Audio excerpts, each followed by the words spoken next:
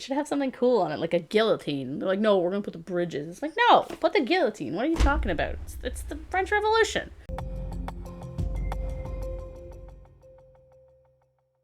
Hello, welcome to Sound and Fury Book Reviews. As usual, I am Tina. Today I am doing a tiered ranking of all the covers of the 81 books I reviewed this year. I am doing this in chronological order of when I read them. And there are 5 tiers. So the bottom tier, these are covers that were kind of so I call these ones Poor Unfortunate Soul. Then for the 4th tier, we have Barely Tolerable. And then for the 3rd, we have Acceptable. These are great. These are good. Tier 2 is Double Take Worthy. And the top tier is My Eyes Will Never Ever Recover. So, what am I looking for in a cover? Is it unique? Does it convey the right tone of the book? Is it artistic? Does my eye want to keep looking at it? Of course, these are just preferences on my part. I am not an artist, and this is not meant to be insulting to anyone. And those books, though, that make it into the top tier are in my running for Best Cover of the Year, which I will announce at my Best Books of 2022 video coming out on December 30th. Okay, so first, So We Have Always Been Here by Lean and Win. This cover's pretty good. I'm going to give it a 3 on my tiered. It's got some interesting things going on. It kind of fits the tone of the book, but yeah, it's not like my favorite cover. It wouldn't draw me in to get the book. The next we have Stars and Bones by Gareth Powell. This one, it's kind of generic for a sci-fi cover, to be completely honest. I can see a million of those when I go on Amazon. So while it does, have the kind of exciting element and the ship is really cool, I'm still going to give it a 3 because it's nothing that would make me kind of pause and do a double take. Azura Ghost, though, that one putting it on tier 4 because I would take another look at this because the ship is beautiful. I love the kind of gray color of it too. That's not often a color we see in sci-fi, and so I really like that. Rybakite, so his original cover I would put more as a 3, but his new cover is really cool, and I would bump that one up to a 4. The Dur Dur by Jack Vance, I'm giving it a 2. It is not the most interesting classic sci-fi cover I've ever seen. It's kind of cheap looking. I wish I'd had the other version of it, which is a lot better. Velvet Dogma by Weston Oakes. I'm giving this one a 5. If you watched my video last week about it, you will know that I love this cover. I think it's gorgeous. It does have a problem with like the hand is a bit long, but I mean overall it's an eye-catching gorgeous cover. I love it. Next is Lore Olympus Volume 1 by Rachel Smythe, or Smith. This I'm giving a 4 because the reason why I really like this collection is because of the art. And so I'm going to show you it. Like, the art is beautiful in this, and so the cover is lovely, and the art inside just matches it nicely. So I definitely would give that one a 4. Oh, I could also break it, I guess. Dilation. I'm giving this one a 1. Yeah, okay. Light from Uncommon Stars by Raika Aoki. I'm giving this one a 3 because it doesn't really tell you anything about the book. It makes it seem more of like a sci-fi when it's more of a literary fiction with kind of a sci-fi element. It's a pretty cover, but yeah, it doesn't like blow me away. Bluebird by Ciel Puro. Same thing. It's pretty. It's really pretty, but it doesn't really tell me a lot, and it's cool, but yeah, it's not like my favorite cover ever.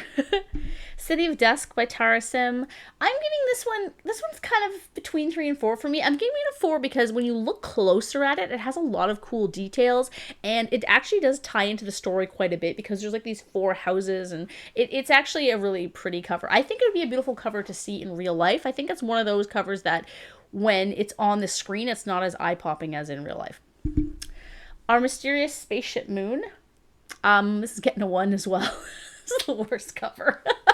Amazing book because it's so wild, but it's, yeah, not the best cover in the world. Project Hail Mary by Andy Weir. I don't know. A 2, I guess? It's a 2 or a 3, I guess. I guess a 3. It's like a well done cover. It's just not very exciting. It also doesn't really fit what happens in the book. Dinosaur 4 by Jeff Jones. I'm giving this one a 4 because this cover is awesome. It's so good. It's just a dinosaur face, but it's like so eye-popping. And the dinosaur's interesting because it's clearly not just like a T-Rex copy. I really like it. Impact Winter by Travis Beacham. This I'm giving a 2 because it's kind of generic for like vampire post-apocalyptic. I don't know. There's nothing that eye-catching about it. Under Fortunate Stars by Ren Hutchings. As much as I love this book, I thought it was fantastic. I'm giving the cover a 3. I don't know. I'm not super into the kind of pastel nature of it, and I can understand why they chose this cover, but it's not as eye-catching to me as some other sci-fi covers out there. Fevered Star by Rebecca Roanhorse. I'm actually giving this one a 3 because Black Sun is like a 5 to me. And so Fever Star kind of, I don't know, it felt like kind of a step back. It's a bit more stylized, and I'm not super fond of the color palette. So yeah, I'm giving it more of a 3. The Revenge of Joe Wild, I'm giving this one a 1 as well. It's kind of just a boring cover, to be honest. Stringers by Chris Panatier. I love this book, and I'm giving the cover a 4 because it's really beautiful and eye-catching. It's cool. It kind of ties in, but it's not like the best cover I've ever seen in my life. I really like it. I think it suits the book perfectly, but it's not like some of the other ones on the list that I just want to stare at forever. The Witch and the Wolf novella. I'm giving this one a 2. It's all right. Spawn-Spiracy by Jessie Nolan Bailey. I'm giving this one a 3 because it's same kind of thing. I think the first book cover was really striking and what drew me in, but this one I don't know. I'm not super fond of kind of the realistic style of it. I kind of liked the cartoony old style I had of Jealousy of Dallas. So yeah, that's kind of my opinion on that. All the Seas of the World by Guy Gabriel Kay is getting a 4 because it is beautiful. It's a beautiful cover. It's almost like a 5. It's almost a 5 for me. It's very lyrical, and I mean, it doesn't quite reach 5 for me, but I really like it. I think it's really nice. Owl Eyes Motel, this one's getting a 2 because it's fine. Homeworld by Philip Ginn. I'm giving this one a 4 because it's really pretty. It's just like, it's got a cool concept to it. Gateway by Crystal Kirkham. This one I'm giving a 3. It's pretty cool. It's not, not the most inspired post-apocalyptic book, but it's neat. It's neat. Palisade Witch. I'm giving this one a 5 because it's so interesting. It's hand-drawn, but it's got these like so much detail to it, and it kind of fits the tone of the novella. So I really like this cover. In the Orbit of Sirens by T.A. Bruno, I'm giving this one a 4. It's a pretty cover. It's pretty. It feels a bit like a painting, and that's fine. And I think it suits that novel because the novel does feel a bit like a classic sci-fi at times. So I think it totally suits it, and I think it's a really pretty cover. It doesn't like make me want to stare at it forever, but I think it's a beautiful cover. The Fifth Element, I'm giving a 2. These Prisoning Hills by Christopher Rowe, I'm giving this one a 5. This is a beautiful cover. It's gorgeous, and it's so neat, and like it's got such a great sense of movement to it with that robot. It's really, really cool. I really like this one. Winter's Orbit by Everina Maxwell. Despite probably being my least favorite book of the year, I'm giving it a 3. It's a really nice cover. It kind of tells you what it is. It's got the cool silhouettes going on. It's got nice bright colors in it. It's a nice cover. The House on the Cerulean Sea by T.J. Klune. I'm giving this one a 4. It's really pretty. I like it. It's got a fun kind of whimsical style to it. It really does suit the book. I mean, I could bump that one up to a 5. But yeah, it's pretty. But yeah, I wouldn't have bought the book because of the cover though, or like, yeah, the cover wouldn't have swayed me to read it. But it's still a really nice cover. Little Bird by Tiffany Muret. This cover is fantastic. I love it. I'm giving it a full 5. It's got so much going on. It's got a little chihuahua. It's got all the skulls. Like, it's really cool. It's just like a fun, like, kind of interesting cover. And I really like to it's harder too for small publishers to get really interesting covers because interesting covers cost money. Armada by Michael John. This is getting a 3, mainly because my copy was so beat up. It's hard to kind of see the details of the ship, but the idea and the imposingness of the ship and how big you can tell it is really is there. And I think it's a really cool classic sci-fi cover. The Alien Upstairs by Pamela Sargent is getting a 2, mainly because my daughter said that I look like that woman, and I take offense to that because she looks very tired and old, so that's why that's getting a 2. Fault Tolerance by Valerie Valdez. This is getting a 4. I really love the look of these covers. They're so fun and they're so colorful, and I love the cats and stuff.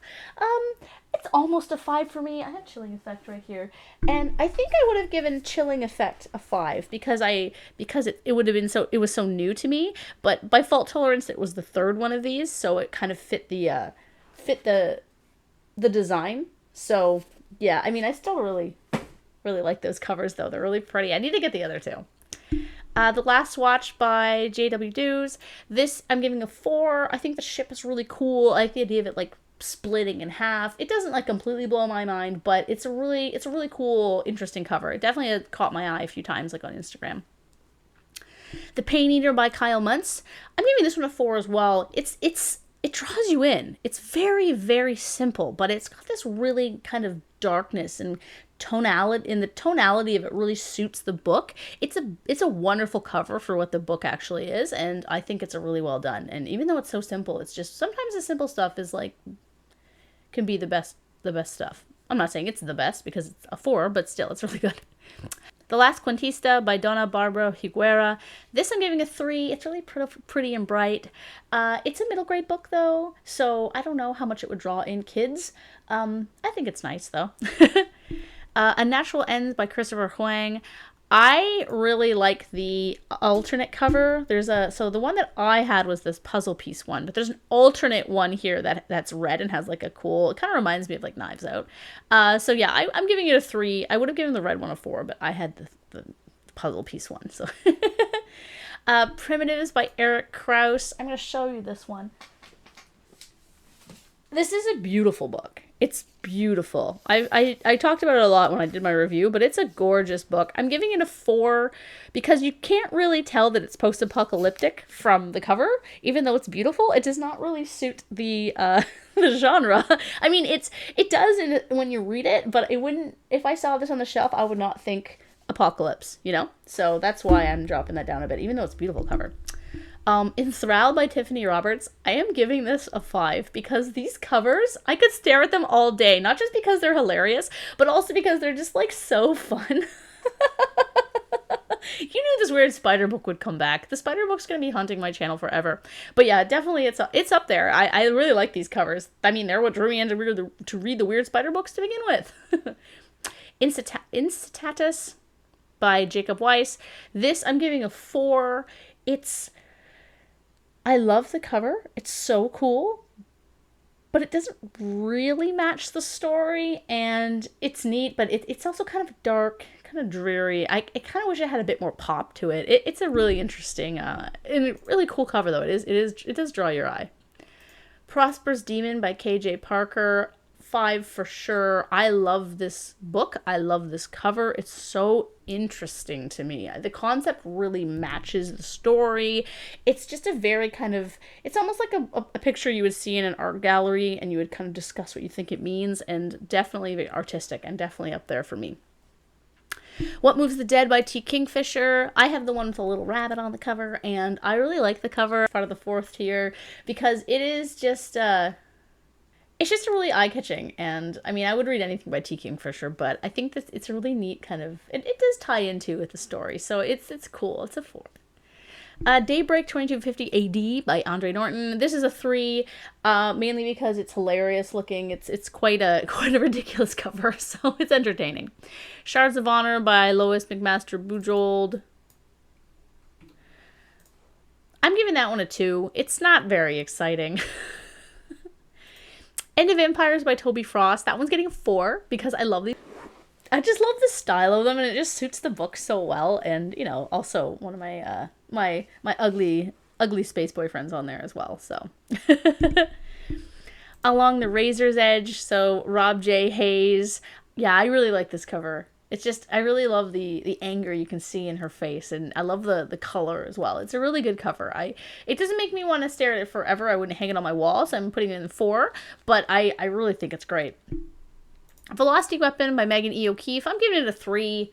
It kind of falls under the generic, generic sci-fi ship cover. I'm not super into it. It fits the story quite well, but it's not, like, overly interesting. A Tale of Two Cities by Charles Dickens. The copy that I have is very, very boring, and I don't like it. It's, like, the most boring cover. I mean, it's pretty. It's got nice colors to it, but it's just not, I don't know. It doesn't tell you anything about the story. It should have something cool on it, like a guillotine. They're like, no, we're going to put the bridges. It's like, no, put the guillotine. What are you talking about? It's the French Revolution. Anyway, Immortal North by Tom Stewart. This book I'm giving a 4. It perfectly captures the tone and mystery and almost horror of the novel, and it's really well done. It's really good cover. It's really, really good. Plenum by Jeffrey Jan Edwards. I'm giving this one a 3. I like it. It suits the story. I don't know, though. It doesn't, like, draw me in that much. It's kind of like a 3.5. Earth's Citadel by C.L. Moore and Henry Kuttner. I'm actually giving this one a 4 because it's beautiful. It's a beautiful cover. Mine's kind of faded, but, like, there's so much detail and richness, and if you open the cover, it kind of shows the whole thing. You open it up, it's a really beautiful cover. It spans the whole book. It's got all these beautiful details. Like, it's a really, really great classic sci-fi cover. It's, yeah, you don't see ones like this as much that are, like, artistic. The Bug Wars by Robert Asprin. I need an aspirin after looking at this cover because it gives me a headache. It's so good. This is a 5 for me. I love this cover. It's ridiculous. It's absolutely ridiculous. It's so 90s, and I can't with it. It's amazing. It's amazing. Mother Thing by Ainsley Hogarth. This cover is fantastic. It's fantastic. I don't even like domestic fiction, and I wanted to read it. So definitely a 5. Definitely a 5. Dead North by Sue Henry. It's getting a 2. What's with that dog? Like, The Fall of Hyperion by Dan Simmons. It's fine. It's getting a 3. It's not that exciting. The first cover was better. Like the regular Hyperion. Hyperion? Yeah. XX by Ryan Hughes. This one's also getting a 3. The cover is cool. It's kind of very minimalist. It fits well with the idea, the minimalism, but it's not very exciting. The inside is more interesting than the outside. How it should be. Alien Inferno's Fall by Philip Ballantyne. This one gets a 3. It's a pretty kind of generic Alien cover. It's not that exciting. Nona the Ninth. I'm giving this one a 4. All of the, I would give the Gideon and Harrow, I'm pointing at them, the Gideon and Harrow covers would get a 5 for me. In fact, I would say the Gideon cover is probably my favorite from last year. But Nona, it doesn't have that same feel. I guess just like the book, it doesn't have that same feel. And I thought that as well, like before I read it. I was kind of like, I don't know, this one doesn't draw me in as much. So it gets 4. It's still really cool and well done. Pulse. This one gets a 3. It's interesting. The kind of silhouette of the creature on the front could have been more obvious. It's a bit kind of just looks like a blob. So I think it could actually have a lot more kind of more details to it to make it more of a creature feature than what you would expect. So yeah, that one gets a 3.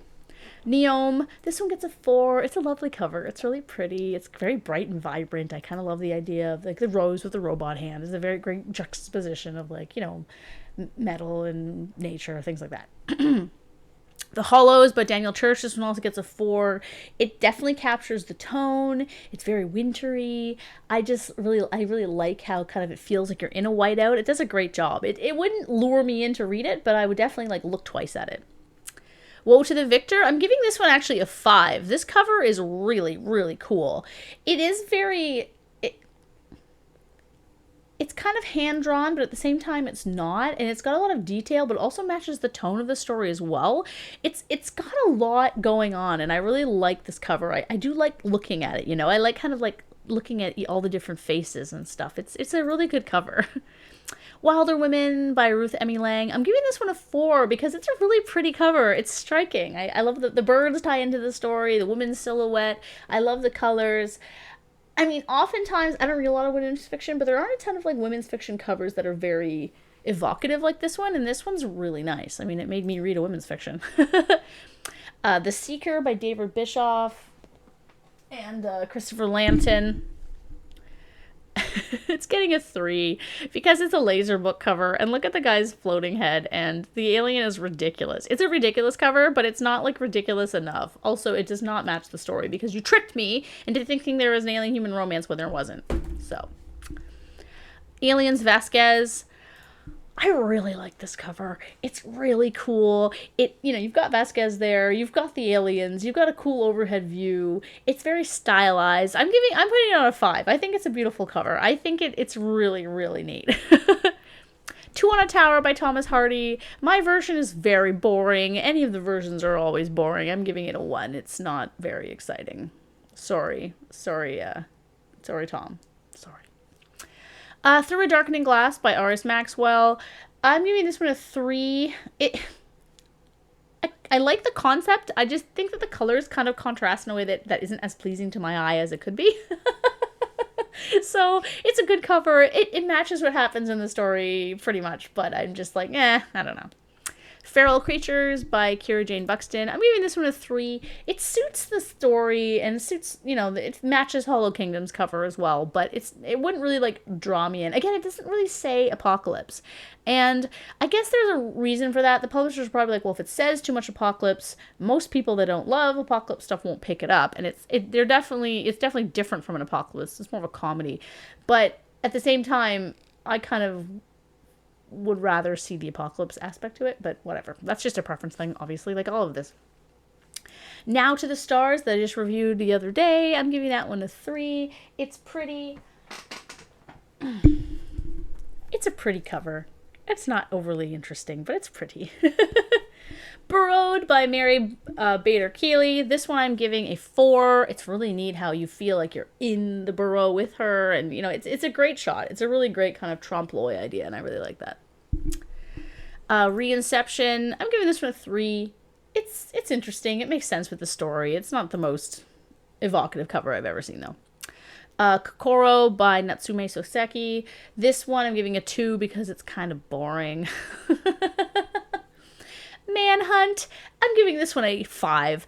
If you watch my review of it, you'll see that I actually DNF'd it because I found it kind of meandering and I wasn't really feeling the characters and stuff.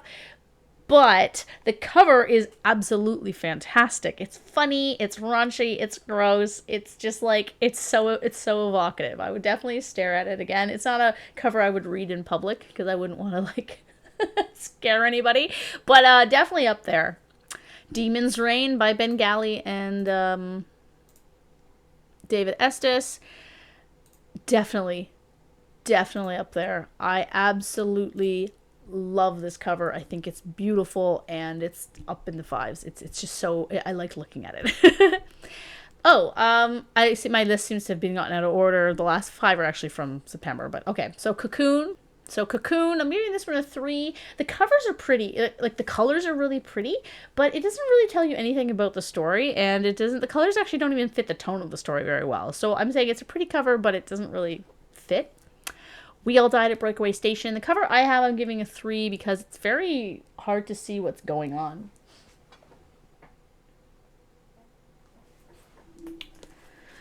It's very hard to see what's going on. It's kind of a mess. It's not the best cover. There's other versions that are a lot better. So this one gets a 3. Alien vs. Predator Rift War. I'm giving that one a 3 because it kind of looks like it's like a Black Panther thing. I'm like, what is going on here? So no, that cover's not it's not the best. Ashfall by Martez Fennick. I'm giving this one a 3 as well. I really like the idea. It really suits the story. It is about the Siege of Malta, so that makes a lot of sense. Yeah, it's just a good cover. The Dark Between the Trees by Fiona Barnett. I like this one. I liked it. I'm giving it a 3. It could have been scarier. It doesn't really make you think it's a horror. I don't know. It's not a bad cover. So yeah, that's all the rankings of all the books I read this year. So yeah, let's see here. So if we look at all of the tiers, you can see that I have 12 top tier covers. That's a lot. And if you want to know who won, you need to check out my best books video coming out on Friday. So that's like my basically going through all the books I read and which ones were my favorite, which ones did I like the best, what are my favorite characters, who are my book crushes, things like that. And then the best books, and then the best covers. And then on the 31st, I'll be releasing my stats video where I go through the stats of everything I read, like the number of pages, the type of genre. So if you like info, if you like data, then you will probably like those videos. So yeah, thanks for watching, and let me know what your favorite cover of the year was.